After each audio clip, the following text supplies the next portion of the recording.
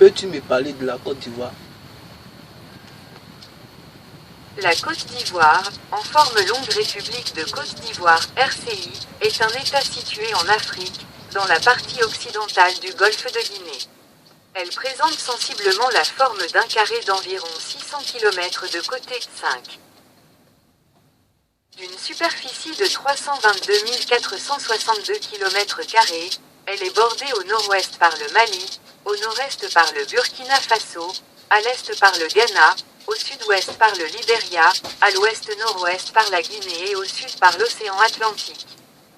La population est estimée à 29 389 150 habitants en 2021. La Côte d'Ivoire a pour capitale politique et administrative Yamoussoukro, mais la quasi-totalité des institutions se trouve à Abidjan, son principal centre économique. Sa langue officielle est le français, mais quelques 70 langues et dialectes, 7, sont parlés au quotidien. Sa monnaie est le franc CFA. Le pays fait partie de la CEDEAO, de l'Union africaine et de l'Organisation de la coopération islamique.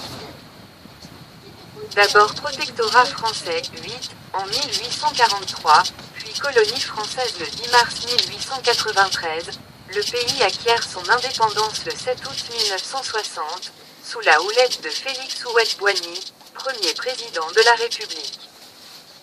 L'économie, essentiellement axée sur l'agriculture, notamment la production de café et de cacao, connaît au cours des 2 premières décennies un essor exceptionnel, 9.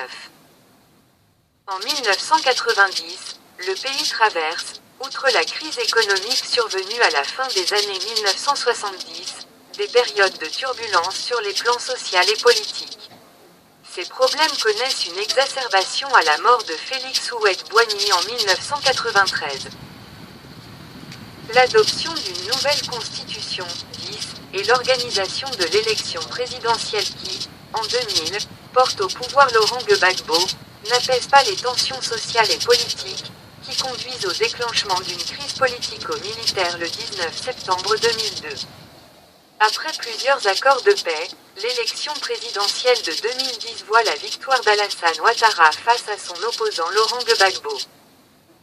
Réélu en 2015, Alassane Ouattara relance la croissance économique par une politique libérale et interventionniste tout en étant critiqué pour sa gestion de l'armée et de la justice.